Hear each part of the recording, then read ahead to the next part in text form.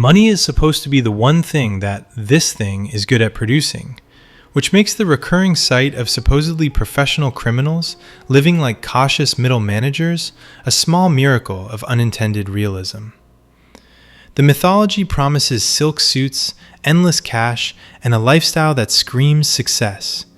The day-to-day reality offers modest houses, cramped apartments, and an unsettling amount of anxiety about what can and cannot be explained to a bank teller. The gap is not a mystery. It is a system engineered to generate cash while sabotaging the owner's ability to enjoy it. A business model that pays in adrenaline and collects in paranoia. Start with the most basic constraint. The revenue stream is mostly illegitimate. Cash from gambling, prostitution, shakedowns, drug ripoffs, construction scams, and union rackets is wonderfully liquid in the moment and painfully rigid the second it needs to be converted into a visible lifestyle. Buying a sandwich with cash is invisible. Buying a house, a boat, or a new luxury car is a bright signal flare. Large purchases create paper trails. Paper trails invite questions. Questions invite auditors, investigators, and prosecutors who have a delightful habit of treating a lucky week as a confession. This is why the legitimate side matters so much, and why the people who seem comfortable tend to be the ones with believable fronts. A strip club, a sanitation company, a union-protected no-show or no-work job, a construction subcontract, a small chain of cash businesses, these are not merely perks. They are the infrastructure that allows illicit income to impersonate salary. Without those mechanisms, cash stays trapped in a shoebox under the bed, useful for dinners and emergencies, but dangerous for anything that requires documentation, financing, or a closing attorney.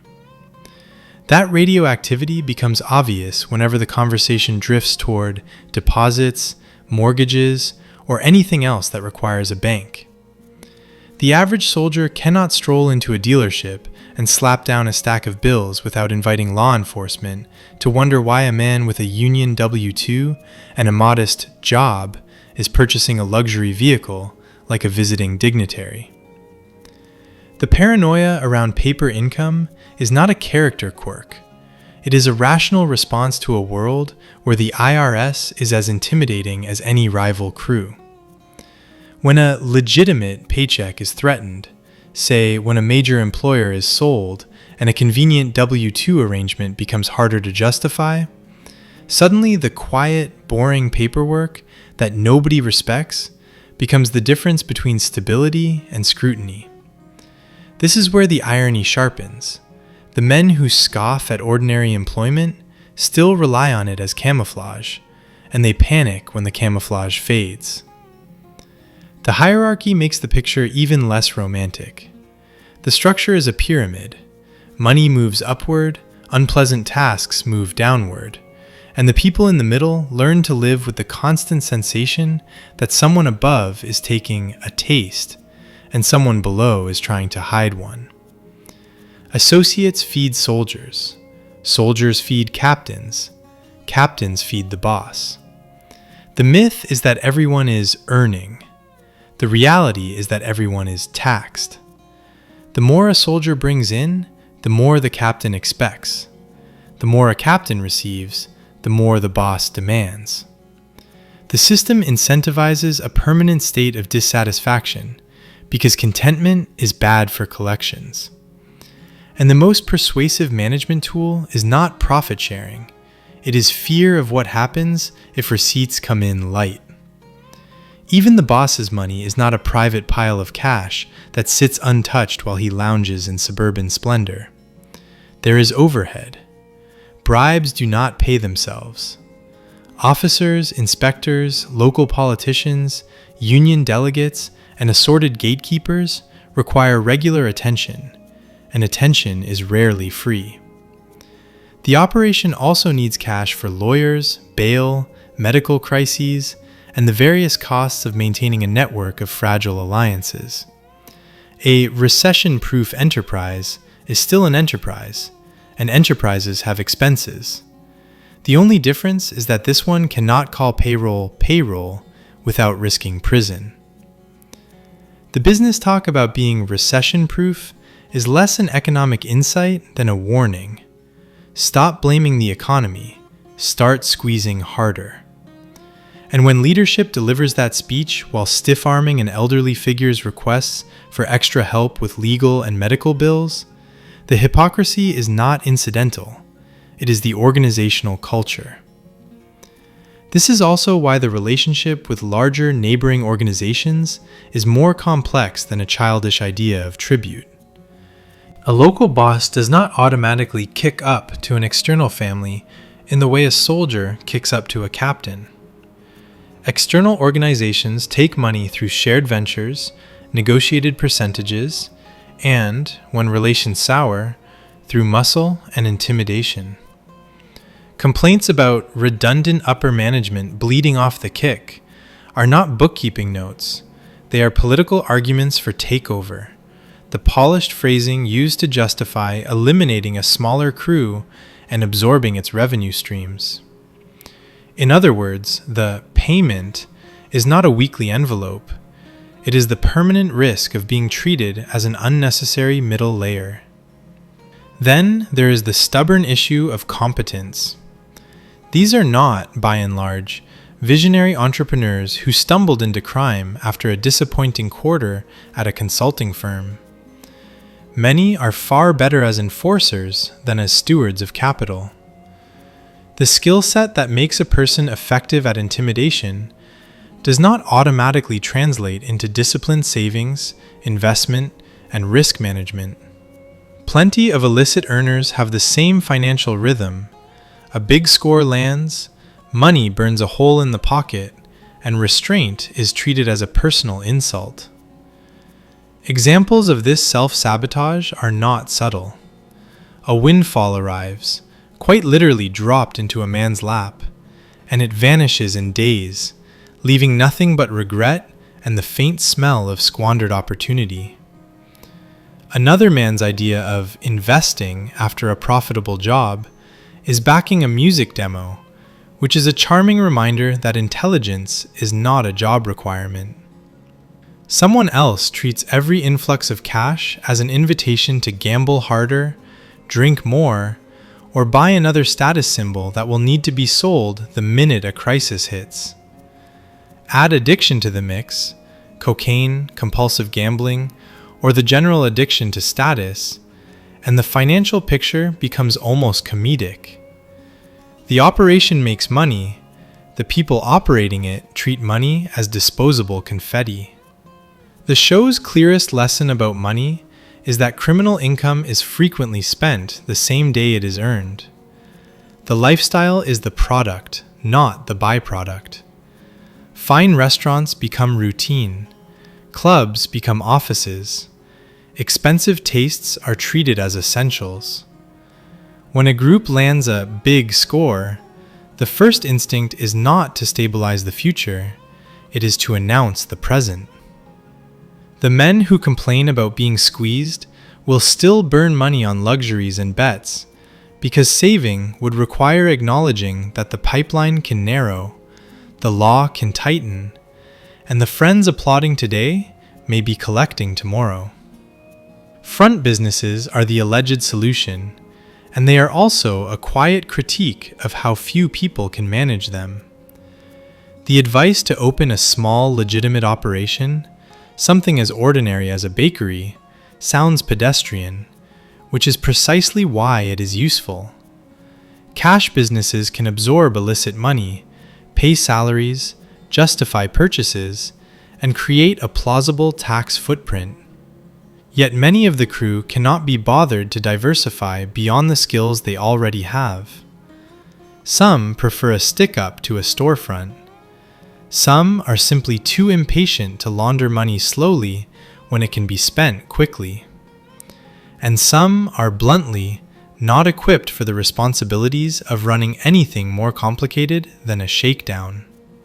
The contrast is telling when a neglected front becomes profitable only after being handed to someone with basic discipline. Suddenly, inventory is tracked, effort is applied, and the same operation that was treated as background noise starts generating real returns. The money was never the issue, the competence was. The time period matters as well, and it matters more than nostalgia wants to admit. This is not the golden age when an Italian neighborhood was a self-contained ecosystem under near total control, and every small business could be pressured into becoming a laundering front. This is the late 1990s and early 2000s. Higher average living standards, greater mobility, and a criminal marketplace full of competitors who do not automatically defer to old ethnic monopolies. Other groups have their own footholds. New players grow while old ones complain. Law enforcement focus shifts over time, and selective pressure creates openings for whoever is currently enjoying less scrutiny. The old model, an insular neighborhood feeding a single dominant structure, frays into something smaller, messier, and less profitable. Legal pressure amplifies that decline. RICO did not merely threaten individuals, it threatened the structure that made flamboyant wealth possible. When building a case means tracing patterns, organizations learn to shrink their exposure. That pushes crime families towards smaller, more fragmented rackets and smaller, more defensible businesses. Smaller operations yield smaller visible payoffs, and they demand more caution. Lavish mansions and conspicuous nightclubs are not just expensive, they are invitations to be audited by everyone from the IRS to federal task forces. The result is a strange aesthetic of criminal modesty. Enough comfort to feel superior, not enough flamboyance to feel indictable. Seen through that lens, the modest living arrangements of many lower-tier figures are not contradictions. They are indicators of how the system functions. A soldier living in a working-class house may be sitting on hidden cash, but he has limited ways to turn that cash into a visibly higher standard of living without exposing himself. Another soldier lives in an unimpressive apartment until later success, not because he never earns, but because he cannot safely transform earnings into a mortgage and upgrades without the paperwork to support them. Even when a spectacular haul falls into the crew's hands, stacks of cash from a raid, money stuffed into appliances, the immediate victory does not translate into long-term visible wealth. It translates into payments, gifts, gambling, and the quiet dread of what happens if anyone tries to make it legitimate. By contrast, the figures who appear comfortable tend to have a combination of position, legitimate fronts, and timing. Leadership captures more upstream money, and leadership also tends to have better access to laundering mechanisms. A strip club can swallow cash. A sanitation company can explain revenue. Construction contracts and union arrangements can generate salaries, benefits, and paper trails. These are not cosmetic. They are the difference between a pile of currency and a lifestyle that can be defended with a straight face at tax time. This is why the conspicuously well-housed captain stands out, and why the explanation is so unromantic. The house is not necessarily proof of a uniquely vast fortune. It is proof of a uniquely favorable deal and a uniquely effective method of converting illicit strength into legitimate assets. Land acquired at the right time, construction handled at a family discount, labor and materials obtained through convenient relationships, and a builder willing to cut corners while everyone agrees not to notice. This is suburban grandeur as a procurement exercise, not a triumph of honest earnings. The discount story is not sentimental, it is structural. A builder tied by family and loyalty can underprice labor, quietly substitute cheaper materials, and count on a familiar name at City Hall to smooth inspections. The result can look like prosperity from the curb, and feel like compromise indoors. Workmanship that passes because everyone agrees it passes, and walls thin enough that ordinary household sounds travel like gossip. The mansion becomes a reminder that even comfort is laundered. The price is paid not only in cash, but in silence about corners cut, favors traded, and inspectors persuaded. Domestic frugality fills the smaller gaps. A household that pinches pennies on everyday staples can redirect money toward a mortgage without staging a parade of conspicuous shopping that demands explanation. Timing helps too. Property and construction in the 1980s generally cost less than the same footprint later, so an early purchase multiplies the advantage. Meanwhile, the man at the center can cultivate a plausible public profile. A union-linked paycheck, a waste management title, a few inherited stakes in legitimate side ventures, and just enough college exposure to speak in complete sentences when a banker asks polite questions. It does not make him a financial sage. It simply makes the paperwork believable. Others could copy the formula with contractor friends, yet few had patience. One prefers a modest bungalow, another bleeds cash into legal fees, and another trusts Inspector Pudgy will sign anyway without asking questions. Inheritance also plays its part, because this is not a meritocracy with strict entry exams. A younger man can receive a windfall not only in cash, but in rackets, legitimate businesses, and ownership stakes that quietly throw off income. A father's death can transfer streams of revenue that take years to build from scratch, and that transfer can catapult someone ahead of peers who are still grinding out street-level schemes.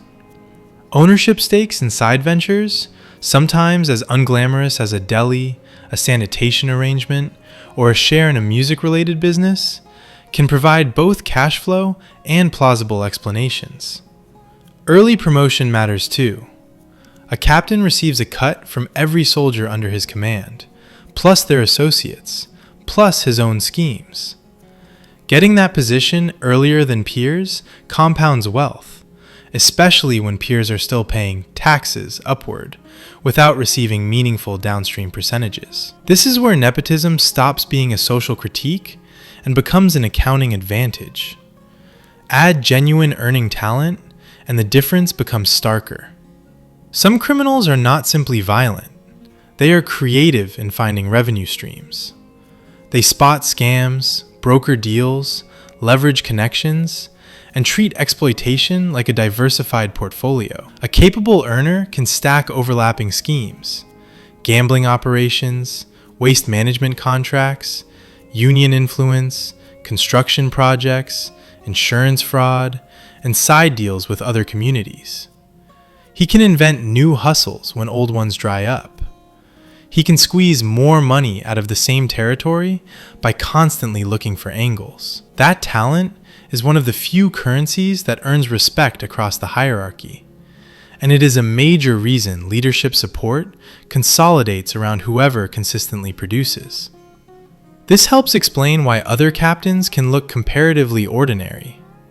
Some are simply less flashy. Some prefer savings over spectacle. Some may have money that never becomes visible, because making it visible would be self-destructive. Others are decent earners, but poor managers, draining cash through gambling, drugs, or impulsive consumption. Still others are victims of their own risk profile.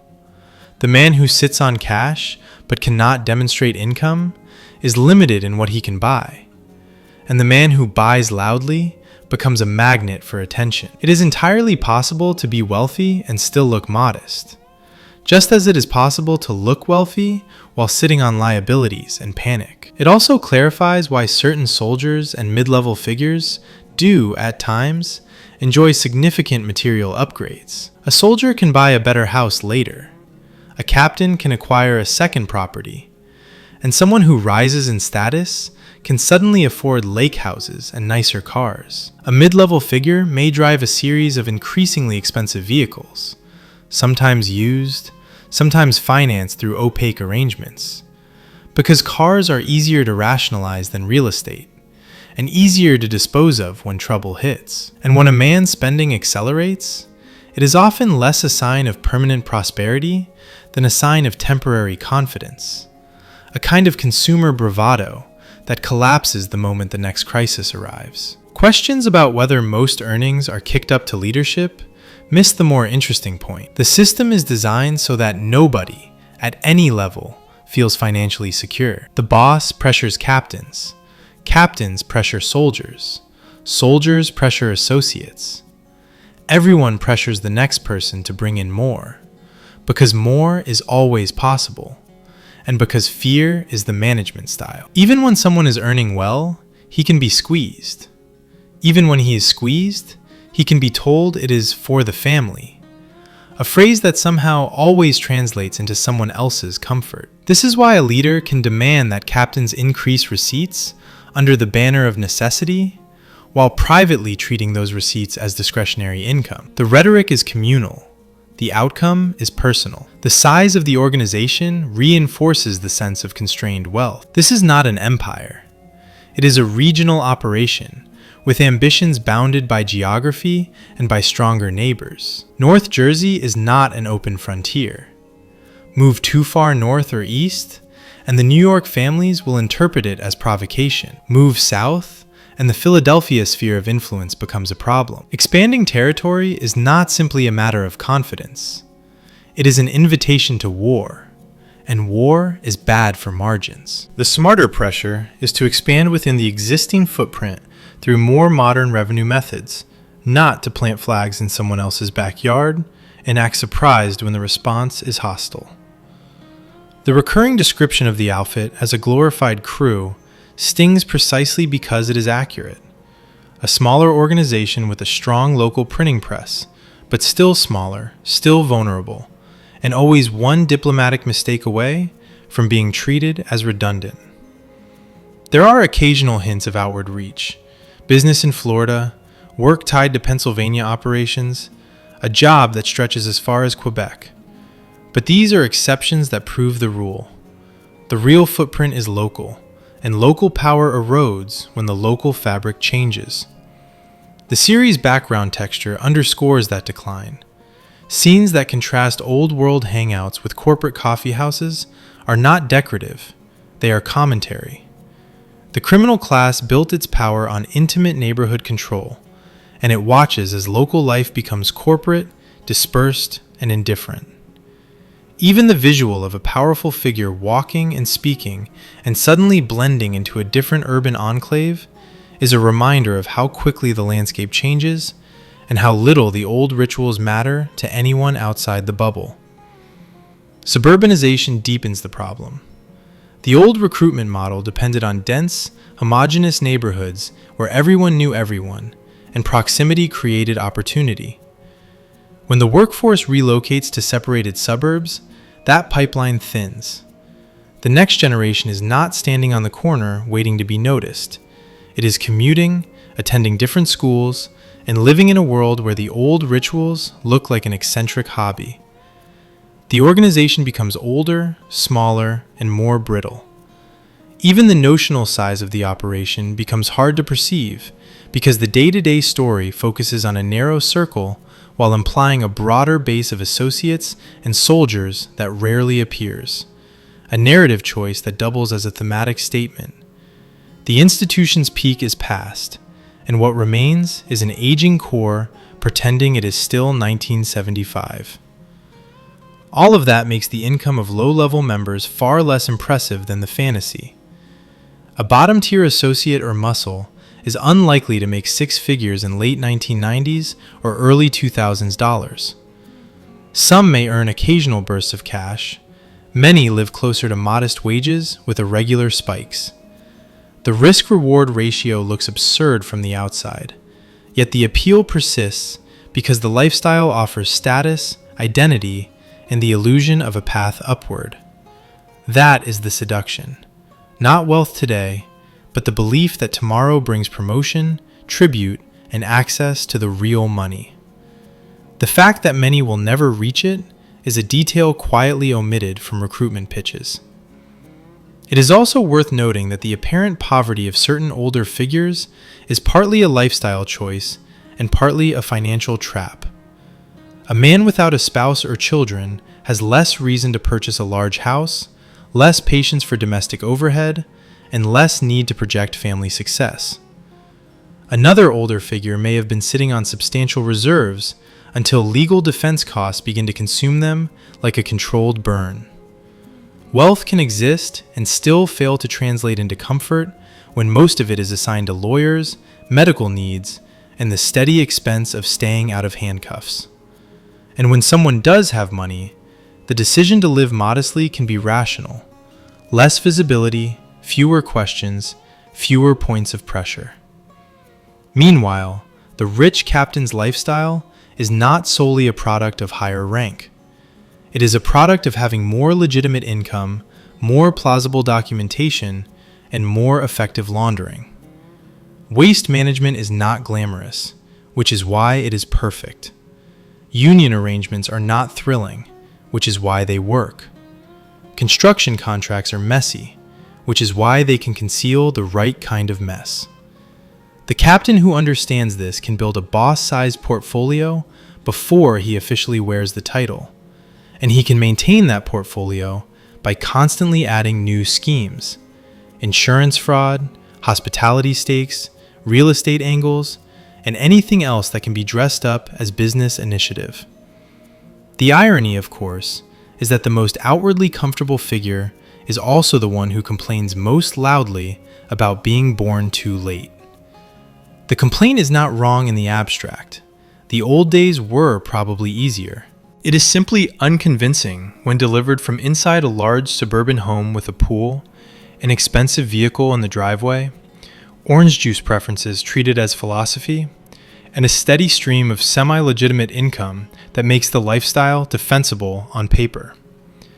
The man can be a capable earner and still perform victimhood like a hobby, as if comfort is a personal injustice. There is even a meta-truth hiding in plain sight.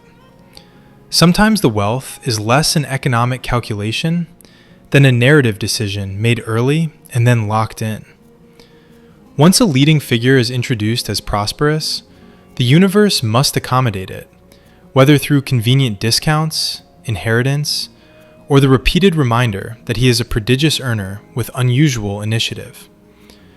Reality bends because storytelling requires a visual shorthand, and the audience is asked to accept that the mansion is the price of a certain kind of protagonist. The result is a convenient loop. He is rich because he must be seen as rich, and he must be seen as rich because he is rich. If one wanted to be especially cynical, the income could be attributed to any number of off-screen fantasies, including the kind of modern subscription hustle that would make the entire operation look quaint. The more grounded explanation remains the least glamorous one: disciplined laundering, inherited advantages, and relentless earning. So why do so many live below their supposed means? Because means is the wrong word for a cash economy that cannot be safely declared. Because the hierarchy siphons money upward while demanding constant proof of earning. Because the era punishes ostentation and the law punishes patterns. Because the organization is smaller than the legends, hemmed in by geography and by better resourced competitors. Because the workforce often treats money as something to consume immediately, not something to preserve. And because the core promise of the life is not comfort, it is control. The intoxicating sensation of power in the moment, purchased with the long-term inconvenience of never being able to live like the wealth was earned in daylight. Subscribe.